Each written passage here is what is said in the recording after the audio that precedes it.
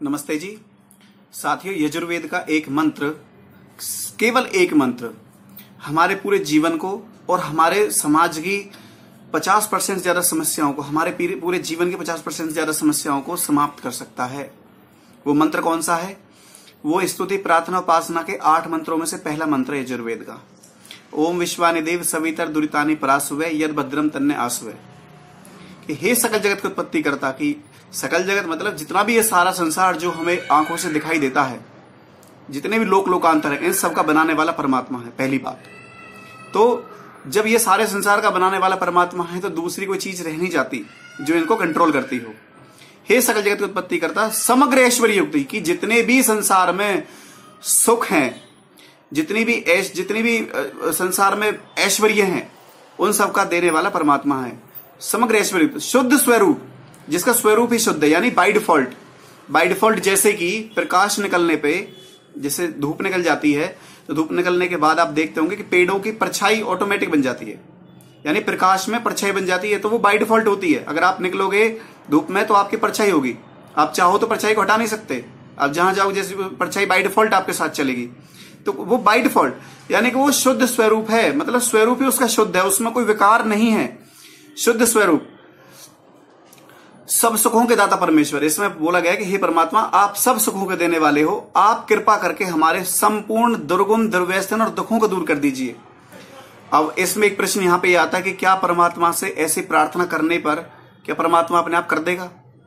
कोई अगर हमारे अंदर कोई दुर्गुण है, मान के चलो हमें झूठ बोलते हैं, या कोई हमारे अंदर दुर्व्यसन है, कोई शराब आदि पीते हैं, तो क्या भगवान आकर के हमारे हाथ में से वो कोई गिलास को छीन लेगा या हमें को थप्पड़ मार देगा आकर के? मैंने यहां पे एक शब्द किया आकर के, यानी कि परमात्मा आएगा। पहली बात तो ये ही गलत है। परमात्मा आएगा इसका मतलब वहां पे नहीं है। तो पहली बात तो हमें ये जानना है कि परमात्मा सब जगह है। आप जब मेट्रो में जाते होंगे तो मेट्रो में आपने एक बात देखी होगी, जगह जगह लिखा रहता है कि you are under CCTV surveillance, कि आप सीसीटीवी कैमरों की निगरानी में हैं। हर समय आपकी एक्टिविटीज को वहां के जो सुरक्षा कर्मी हैं वो देख रहे होते हैं उन डिवाइसेस के थ्रू। तो ऐसे ही परमात्मा सब जगह व्याप्त है, तो वो हमारी सारी जितनी भी हमारी क्रियाएं हैं, जो सोचते हैं मन से, जो हम फिजिकली जो शरीर से हम करते हैं, उन सबको देखने और जानने वाला है।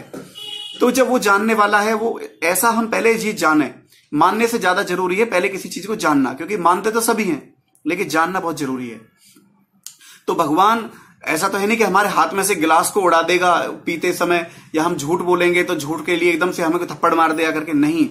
ये परमात्मा के जितने जो गुण हैं वो हमें अपने अंदर धारण करने हैं। बार बार परमात्मा से प्रार्थना करनी है कि हे भगवान, हमको जो ऐसे पापों से बचाओ, ऐसी चीजों से बचाओ, जब भी हम झूठ बोले तो हम मन में तुरंत ऐसा सोचें कि भाई झूठ बोल दिया, ये नहीं बोलना चाहिए। अगर कहीं कोई बात है, किसी संगति में हम हैं और कोई आदमी हमें शराब के लिए टोक रहा है, अक्सर टोकते हैं, ब्याह शादियों में तो यही होता है, युवाओं को तो ऐसे सिखाते हैं शराब पीना कि भाई आप ले लो, थोड़ी सी ले लो, थोड़ी सी में क्या जा रहा है, बियर पी लो, बियर नशा नहीं करती है।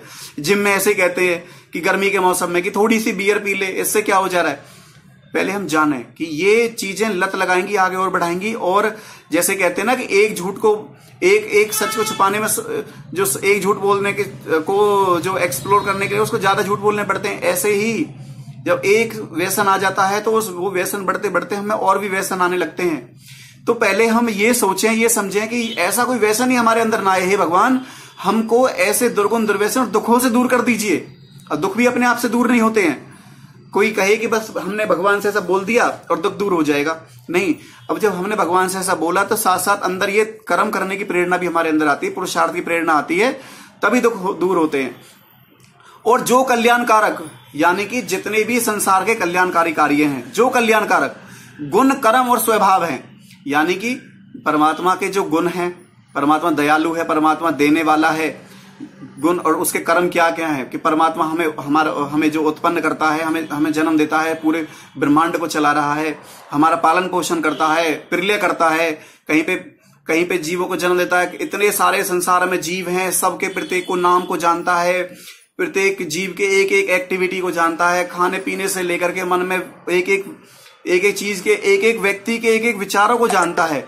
तो ऐसे परमपिता परमेश्वर से हम प्रार्थना करते हैं कि हे परमेश्वर, जितने कल्याणकारी गुण, कर्म, स्वभाव और पदार्थ हैं, यानी कि जो कल्याणकारी जो पदार्थ हैं वे सब हमें प्राप्त कराइए।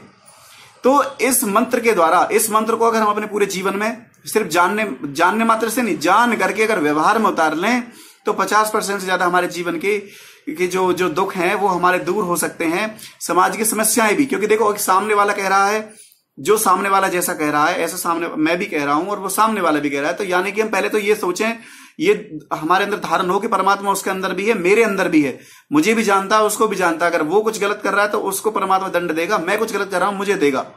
और अगर मैं राजा हूं या कोई राजा है तो राजा को तो परमात्मा खुद ही आदेश देता है कि आप दुष्टों का दमन करिए।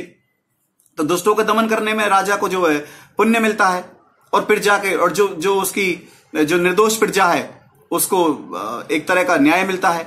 तो ऐसी चीजों को हमारे लिए जानना बहुत आवश्यक है। स्तुति प्रार्थना उपासना के महर्षि दयानंद ने 8 मंत्र जो बताए हैं, उनमें से ये पहला मंत्र है यजुर्वेद का।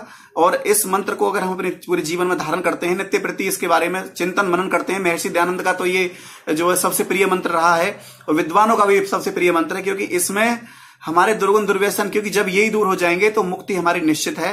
इतनी बात मैं कह करके आपका धन्यवाद करता हूं। नमस्ते।